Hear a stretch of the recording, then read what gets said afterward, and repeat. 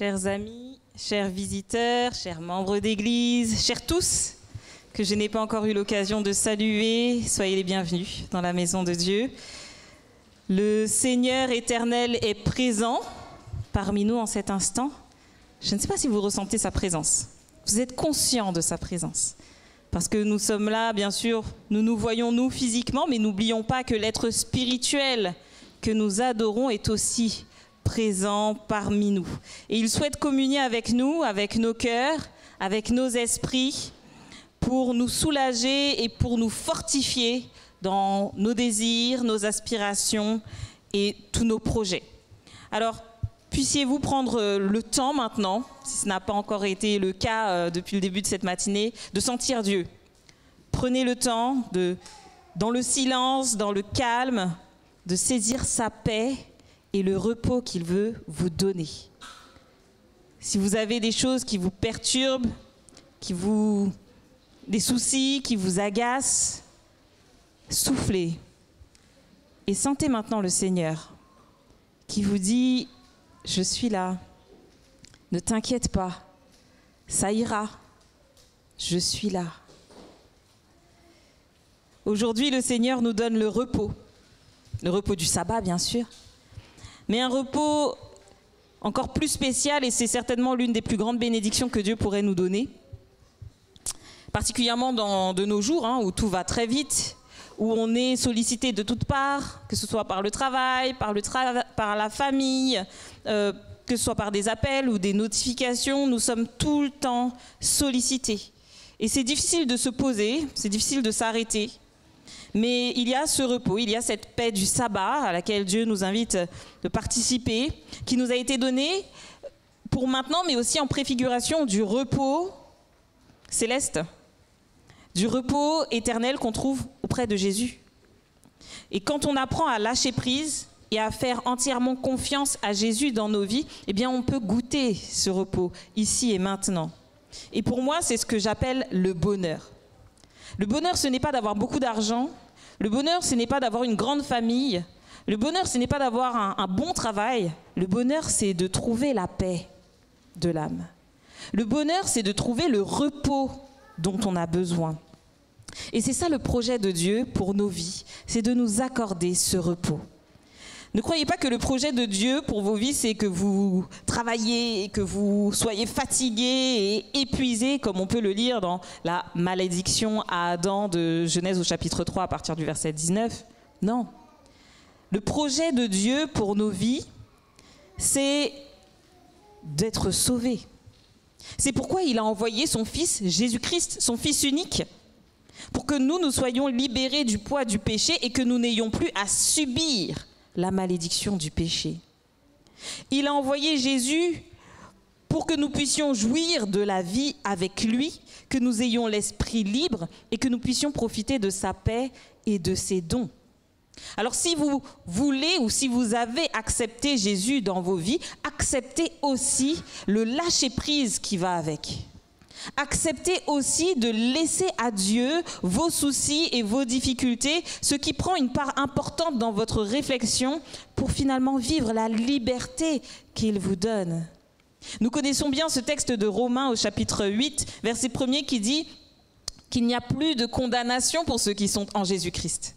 Et pourtant, bien souvent, ceux qui sont en Jésus-Christ vivent comme des condamnés, à toujours se demander, mais est-ce que ce que je fais, c'est bien? Est-ce que j'ai le droit de faire ceci? Est-ce que je ne suis pas en train de faire quelque chose de mal? Mais Dieu veut que nous puissions lâcher prise, nous confier en lui et nous laisser être dirigés par son Esprit Saint. Dans 1 Pierre au chapitre 2, les versets 9 à 12 qui nous ont été lus, la Bible parle des chrétiens. Pas juste des chrétiens de nom, mais vraiment des chrétiens de foi. Ceux qui mettent leur foi en Jésus-Christ. Et elle parle d'eux en disant qu'ils sont des élus, qu'ils sont rois, qu'ils sont saints, qu'ils sont acquis. Pourquoi? Pourquoi utiliser ce genre de qualificatif pour des chrétiens? Eh bien, tout simplement parce qu'ils ont été appelés, sauvés par Dieu, et que maintenant, ils sont bénis pour servir de bénédiction aux autres. Ça, c'est nous. Nous avons été appelés par Dieu pour être bénis par lui et pour servir de bénédiction. En disant cela, je me dis qu'il n'y a décidément rien de nouveau sous le soleil. Vous connaissez cette expression. Genèse chapitre 12 nous dit que Dieu va appeler Abraham, le père des croyants. Et quand il l'appelle, il le bénit. Je ferai de toi une grande nation. Et quand il le bénit, il lui dit, tu seras aussi une source de bénédiction. Toutes les familles de la terre seront bénies en toi. Genèse chapitre 12, versets 2 et 3. Donc on voit ici que Dieu bénit pour bénir. Quand Dieu a choisi le peuple d'Israël, il l'a aussi béni. Et il lui a dit, moi l'Éternel, je t'ai appelé pour le salut. Ésaïe 42, le verset 6. Je te prendrai par la main, je te garderai et je t'établirai pour traiter une alliance avec le peuple et aussi pour être la lumière des nations. Et nous aussi, chrétiens de 2019, Dieu nous bénit pour que nous soyons une source de bénédiction pour les autres, un témoignage, pour qu'eux aussi ils voient la lumière que nous connaissons, mais qu'eux ne connaissent pas encore, qu'ils s'approchent de cette lumière. Alors aujourd'hui, le sujet de cette prédication, c'est de savoir, est-ce que vous êtes bénis ? En tant que chrétien, êtes-vous bénis ? Avez-vous le sentiment de recevoir la bénédiction de Dieu dans vos vies ? Mais vraiment. Parce que quand on se rencontre souvent le sabbat matin ou même en semaine pour certains, qu'on se salue, on entend souvent, peut-être trop souvent, des « Oh, je suis fatiguée. Oh, j'ai des soucis. Oh, la semaine a été difficile.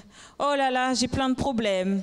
Oh, je ne suis pas bien. » Et on a l'impression d'être face à un peuple qui n'est pas du tout béni, mais au contraire, un peuple qui est maudit. Alors que nous devrions pouvoir compter en grand nombre les bénédictions du Seigneur. Il m'est même arrivé, avec assez de tristesse, je dois l'avouer, d'entendre un chrétien présent à l'église régulièrement, chaque sabbat, dire à haute voix, « Moi, Dieu ne me bénit pas. Je ne suis pas béni. Je vis ma vie, mais il n'y a rien de particulier qui arrive. » Eh bien ça, c'est pas normal. C'est pas normal. Ce qui n'est pas normal, ce n'est pas de dire qu'on n'est pas béni. Ce qui n'est pas normal, c'est de ne pas être béni en tant qu'enfant de Dieu. C'est comme être le fils d'un roi, d'un grand roi, et être sans abri. Ça n'a pas de sens. Si mon père est le plus grand de ce monde, alors ma place doit être à côté. Pas parmi les plus petits ou parmi les déchets, mais ma place doit être aussi sur le trône, avec lui. Mais être un peuple béni, ça requiert quand même un certain nombre de conditions. Et si vous avez l'impression de ne pas être béni ou de ne pas être assez béni, je vous invite à méditer sur ces quelques conditions de la bénédiction. Tout d'abord, un peuple béni, c'est un peuple qui a été choisi pour être béni. C'est un point qu'il est important de comprendre parce qu'il révèle deux choses. Tout d'abord, ce point révèle que la bénédiction ne vient pas de nous.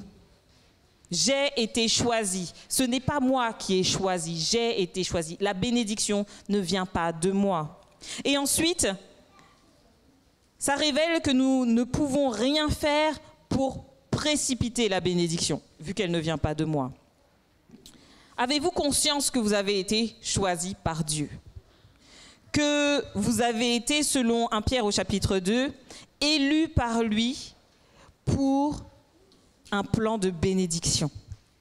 C'est à la fois un grand honneur d'être choisi par Dieu, d'être choisi tout court dans la vie, mais c'est aussi une grande responsabilité. C'est l'honneur d'être vu, d'être connu par Dieu, et je crois que ça fait toujours chaud au cœur de se dire qu'un être immense et incroyablement grand ait pris le temps de se pencher sur moi, misérable petite fourmi. Mais c'est aussi une grande responsabilité, celle d'être à la hauteur de ses espérances, à la hauteur de ses projets, à la hauteur de sa foi. Et j'aime bien dire ça.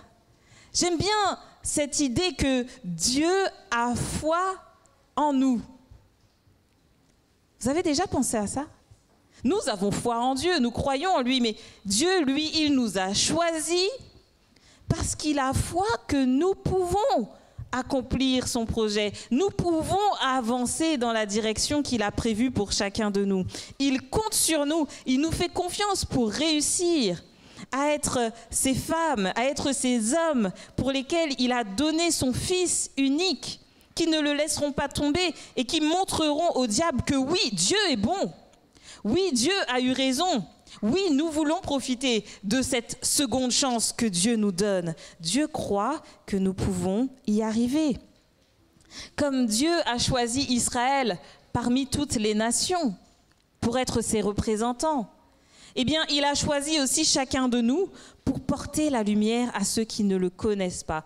Il nous a choisis. Alors vous me direz peut-être que mais tout le monde est choisi. C'est vrai. Tout le monde est choisi pour le salut.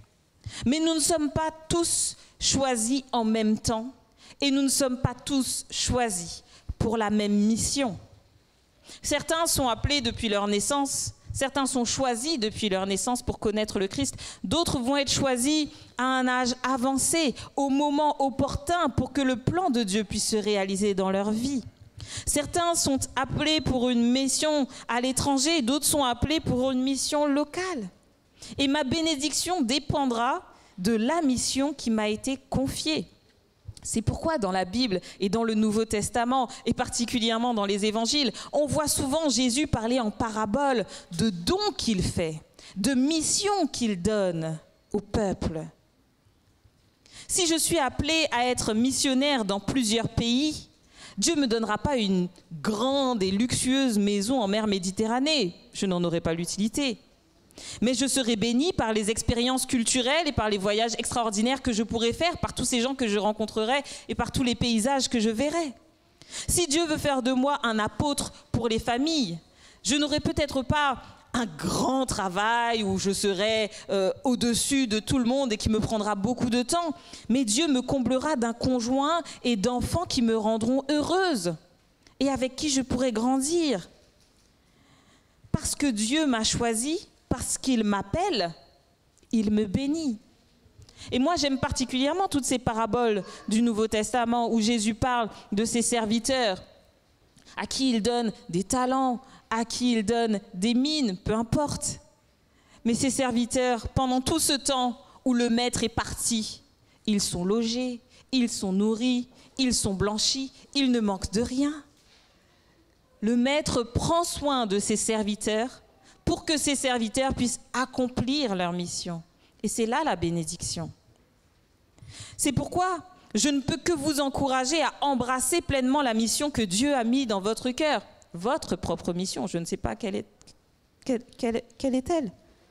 S'il veut que vous soyez pasteur, s'il veut que vous soyez médecin, s'il veut que vous exerciez l'hospitalité, s'il veut que vous soyez ancien, responsable d'église, s'il veut que vous preniez et que vous donniez du soin aux pauvres, s'il veut que vous éduquiez des enfants, que vous enseigniez sur la santé ou que vous partiez en mission loin à l'étranger, faites-le.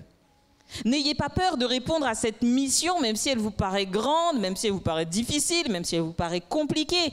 Mais allez-y, parce que la bénédiction y est attachée. Parce que le projet de Dieu pour vos vies est un projet de bonheur, c'est un projet de paix, c'est un projet de sécurité et c'est un projet de joie. Il y a une multitude de bénédictions sur le chemin de celui qui suit le Seigneur.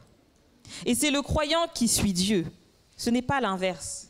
C'est le croyant qui suit Dieu. Ne dites pas, Seigneur, voici mes projets, bénis-moi. Comme nous le faisons souvent, n'est-ce pas? N'ayez pas honte, hein. Nous le faisons à peu près tous. Non.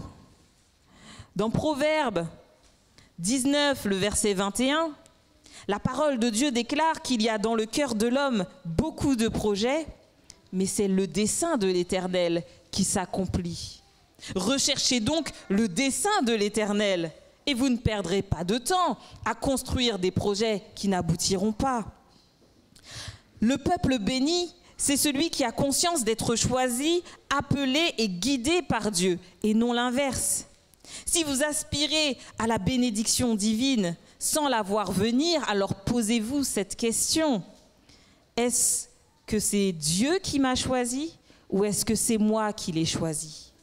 Est-ce que c'est Dieu qui me conduit ou est-ce que c'est moi qui lui dis où me conduire? Dans quel sens vivez-vous votre relation avec Dieu? Quand nous comprenons que c'est Dieu qui nous choisit, alors nous comprenons aussi que nous sommes dépendants de sa bénédiction, que nous ne pouvons ni le forcer, ni le soudoyer, ni l'obliger à nous bénir selon ce que nous voulons. Dieu nous bénit selon ce qu'il juge bon pour nous. Il nous choisit pour un chemin précis. Il nous fait part de son choix, de son projet. Et la bénédiction, elle se trouve où? Elle se trouve sur ce chemin-là et pas ailleurs. Autrement dit, Dieu a multitude de bénédictions pour chacun de nous qui ne sont pas cachées, mais qui se trouvent sur le chemin que Dieu a tracé pour nos vies. Et si nous voulons vivre ces bénédictions et profiter de ces bénédictions, à nous de nous décaler et de nous placer sur le chemin que Dieu veut pour nous. Arrêtons de faire la sourde oreille. Arrêtons de vouloir forcer Dieu à agir comme nous le voulons, à nous permettre de réussir là où nous voulons, à grandir comme nous le voulons. Mais laissons-nous soumettre par Dieu en marchant humblement sur le chemin qu'il a tracé pour que nous puissions trouver la bénédiction sur cette voie-là et pas une autre. Dieu est libre de faire ce qu'il veut pour moi, selon le projet qu'il trouve bon pour moi. Aujourd'hui, je veux comprendre, moi déjà, personnellement, mais j'espère pour vous aussi. Je veux comprendre que je suis choisie par Dieu. Je veux comprendre que je suis aimée par Dieu. Je veux comprendre que je suis remarquée par Dieu, que je suis mise à part par Dieu pour un projet spécial que nul autre ne pourra accomplir comme il veut que je l'accomplisse. Et je veux comprendre que je suis bénie par Dieu pour accomplir ce projet. Et comme on l'a dit, jouir pleinement des bénédictions du Seigneur, c'est quelque chose de merveilleux. Mais pour cela, il faut rester sur le chemin qu'il a tracé pour nous. Dans Deutéronome 28, le verset 14, Dieu affirme que la multitude des bénédictions qu'il promet sur le peuple sera acquise tant qu'il ne se détournera ni à droite ni à gauche de tous les commandements qu'il donne aujourd'hui pour aller auprès d'autres dieux et pour les servir. Deutéronome 28, verset 14. La fidélité à Dieu, c'est la base de la bénédiction. C'est la base. Tu n'auras pas d'autre Dieu devant ma face, dit-il. C'est le premier commandement. Ce n'est pas pour rien. Il y a un ordre. Il y a non pas une hiérarchie, mais un ordre. Quand ce commandement-là n'est pas respecté, tous ceux qui suivent sont caducs et n'ont plus de sens. Alors, être infidèle à Dieu, c'est quoi ? Ce n'est pas seulement aller dans des temples païens se prosterner devant des idoles, comme c'était le cas à l'époque de la Bible. Ce n'est pas seulement ou nécessairement cela. Mais c'est aussi placer quelque chose, quoi que ce soit, au-dessus de Dieu ou sur le même plan que lui, qui nous ferait remettre en question ses commandements, ses lois et ses ordonnances. Mettre au premier plan son travail, par exemple, pour ensuite se dédouaner et dire « je n'ai pas le temps pour le témoignage, pour l'évangélisation, j'ai ma carrière à mener ». Pourtant, Dieu a dit « allez et faites de toutes les nations des disciples ». Ça, c'est un commandement. Prenez le temps pour cela. C'est aussi mettre au premier plan ses études, par exemple, pour dire « je ne peux pas participer aux activités le sabbat, je dois travailler, je dois aller en cours, parce que sinon je n'aurai pas mes diplômes et je ne pourrai pas travailler ». Alors que Dieu a dit « souviens-toi du jour du repos pour le sanctifier ». Et ce Dieu qui a dit ça, c'est qui ? C'est le Seigneur, le Créateur du ciel et de la terre, on est d'accord, mais c'est aussi le Créateur de tout travail, de tout emploi, et qui peut nous donner ce dont nous avons besoin, puisqu'il est à l'origine de toutes choses.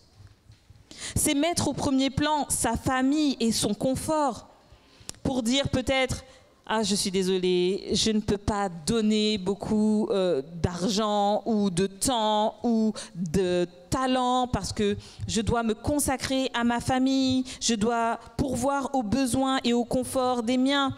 Quand je serai riche, peut-être, on verra si je gagne au loto, mais comme je ne joue pas, ça va être compliqué. Mais pour l'instant, je ne peux pas. » Alors que Dieu a dit dans Lévitique 25, verset 35, et nous avons vu ce texte dans nos leçons d'école du sabbat, « Si ton frère devient pauvre et que sa main fléchisse près de toi, tu le soutiendras. » Ici, Dieu ne demande pas est-ce que tu as les moyens, mais il dit « tu le soutiendras », tout simplement. Tu feras de même pour celui qui est étranger et qui demeure dans le pays, afin qu'il vive avec toi. Ce qui signifie que tant que moi je vis, eh bien, je peux aider l'autre qui n'a pas et qui est sur le point de perdre sa vie. Dans Malachie, il dit aussi « apporter à la maison du trésor toutes les dîmes ». C'est un commandement.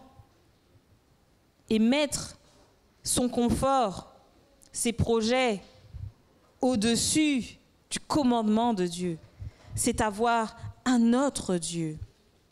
Et comment pouvons-nous réclamer de Dieu de penser à nous, de nous bénir et de prendre soin de nous, d'être fidèles à son alliance, si nous-mêmes, nous nous montrons infidèles et adultères envers lui?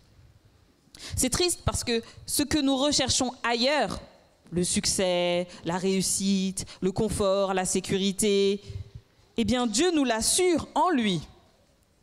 Alors ça ne se voit pas de premier abord parce que quand on prie ou qu'on va à l'église ou quand on fait le bien, il n'y a pas de ticket qui nous est donné pour nous dire « parce que tu as fait ça, tu auras ta récompense ».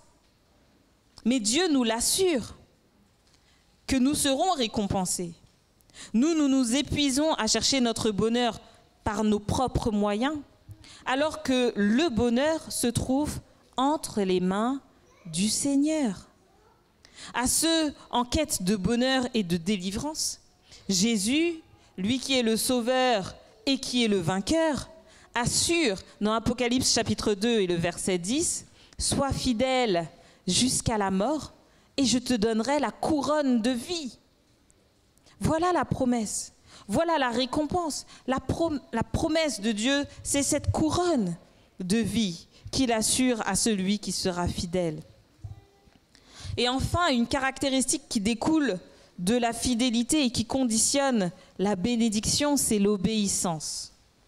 Combien de fois Dieu lui-même dira dans la parole « Si tu obéis à ma voix, si tu observes mes commandements, si tu mets en pratique mes lois, etc., etc., etc. » Et à Jésus d'ajouter « Si vous m'aimez, gardez mes commandements ». Jean au chapitre 14, versets 21 et 23 nous dira encore plus.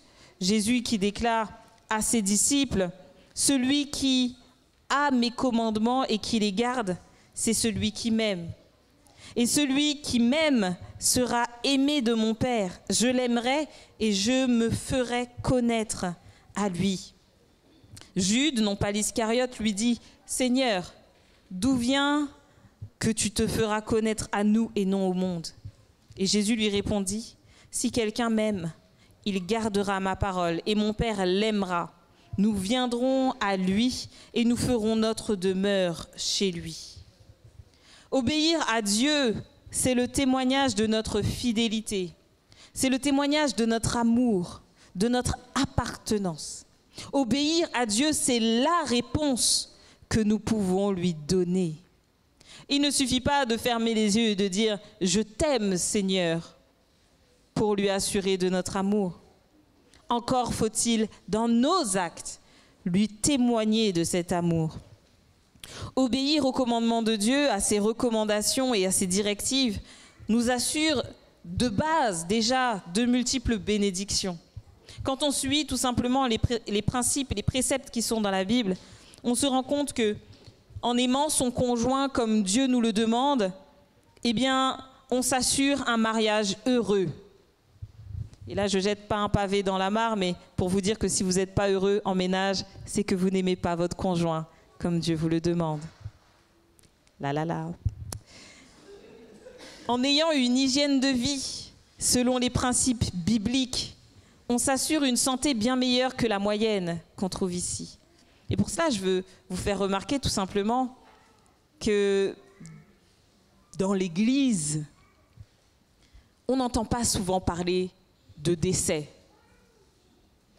À Lille, en tout cas, il n'y en a pas eu beaucoup. J'en ai fait 3 l'année dernière, mais c'était des personnes âgées qui avaient toutes plus de 80 ans, donc qui avaient déjà dépassé la moyenne d'âge, n'est-ce pas? Qui avaient déjà vécu la bénédiction.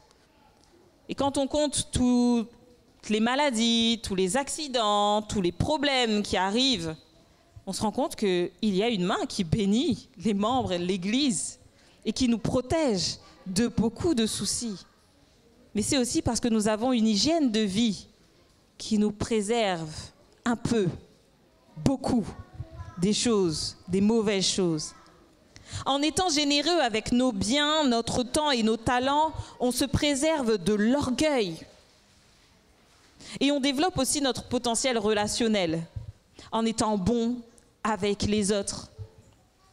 En se confiant en Dieu et non en l'homme, en ne se confiant pas en la vengeance ou à la violence, on se préserve du stress et des soucis de la vie. On laisse la main. Et vous savez que le stress est souvent responsable de beaucoup de maladies. Donc en se préservant du stress, on se préserve à la fois au niveau de la santé. En se reposant le sabbat, on recharge nos batteries de façon extraordinaire. Et lorsqu'on se repose correctement, selon les principes divins, le sabbat, eh bien, on est tellement fortifié et vivifié qu'on est admiré pour notre force, notre endurance et notre courage par ceux qui n'ont pas ce temps de sabbat, de repos, et qui ne se rendent pas compte d'à quel point c'est important de se relâcher en ce jour béni. Mais il y a encore plus à vivre et à gagner, parce qu'en obéissant à Dieu, on se rapproche de lui. On éloigne peu à peu le péché et le mal, et on communie d'autant plus avec le Seigneur pour pénétrer sa sphère, la sphère de l'extraordinaire, la sphère du divin. Et ça, c'est ce qu'on peut appeler la vie éternelle. Plus j'obéis à Dieu, plus mes sentiments sont tournés vers lui, plus mon esprit communie avec le sien, plus je deviens un avec lui, plus je me rapproche de l'image de Dieu. Dans Jean, au chapitre 17 et le verset 3, nous lisons que la vie éternelle, c'est qu'ils te connaissent, toi, le seul vrai Dieu, et celui que tu as envoyé, Jésus-Christ. Quelle plus grande bénédiction peut-il y avoir que celle de connaître Dieu, de connaître le Christ? Cette bénédiction, elle est pour maintenant, de sortir de ce monde. Ne croyez pas que je suis mystique, non, mais nous sommes spirituels, n'est-ce pas?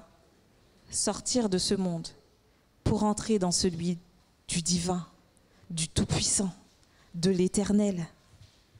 Dans l'obéissance, la fidélité et l'appartenance au divin créateur et sauveur, on est transformé de gloire en gloire à l'image de Jésus-Christ. Et cette image, ce n'est pas l'image de Jésus-Christ quand il était sur terre, mais c'est l'image de Jésus-Christ quand il a été glorifié après la résurrection. Et cette image du Christ glorifié en nous sera achevée quand il reviendra nous chercher. Mais quand il reviendra nous chercher, que fera-t-il? Il regardera chacun de nous et il verra qui a commencé dans sa chair, dans son esprit, ce changement. Qui a commencé à dire et à agir pour devenir plus semblable à lui? Dieu veut faire de nous un peuple béni. Il veut que chacun de nous soyons bénis d'une manière extraordinaire et aussi d'une manière spectaculaire. Dieu veut que la bénédiction que nous vivons dans nos vies, elle soit visible. Parce qu'elle doit servir de témoignage aux nations.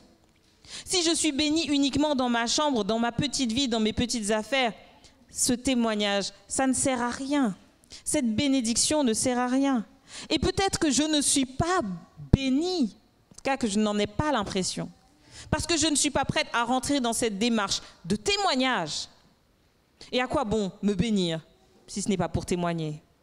Nous l'avons vu dans les exemples. Abraham, Israël, les apôtres, Dieu bénit pour que nous soyons une source de bénédiction.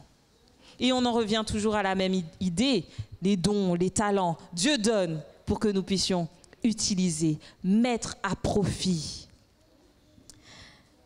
Et si pour cette année, cette rentrée, nous choisissions de pénétrer la sphère de Dieu, de nous abandonner à lui, de lui laisser les rênes de nos vies, que ce soit au niveau de la foi, au niveau du travail, au niveau du couple, au niveau de certains attachements au péché, au niveau de nos relations à l'extérieur ou à l'intérieur de l'Église, au niveau de notre famille.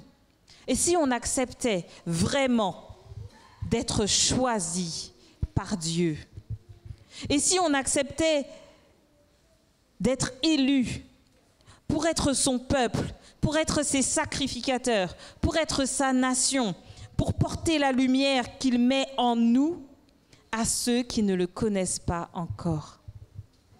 Il le dit lui-même dans Malachie 3, verset 10. « Mettez-moi de la sorte à l'épreuve, dit l'Éternel des armées, et vous verrez si je n'ouvre pas pour vous les écluses des cieux, si je ne répands pas sur vous la bénédiction en abondance. » Mettez Dieu à l'épreuve. Vivez selon ses principes. Soyez fidèles à Dieu. Acceptez d'être choisis pour la mission qu'il a voulu pour vous. Et vous verrez si Dieu n'ouvre pas pour vous les écluses des cieux. Il le fera. Il le fera parce qu'il est fidèle. Il le fera parce qu'il veut que la mission soit accomplie, que le témoignage soit fait. Mais Dieu est intelligent. Il sait que seuls des serviteurs nourris, logés, blanchis, heureux peuvent travailler efficacement. Et Dieu prendra soin de vous, dans les plus petits comme dans les grands aspects de votre vie, parce qu'il veut que vous accomplissiez sa mission. N'ayez pas peur, mes amis, mais faites confiance à Dieu pour devenir ce peuple béni. Cette lumière qui a été prise des ténèbres et qui est devenue lumière pour attirer à la lumière d'autres nations. Que Dieu vous bénisse aujourd'hui en faisant le bon choix, le choix de laisser Dieu vous bénir dans vos vies et faire de vous une source de bénédiction. Amen.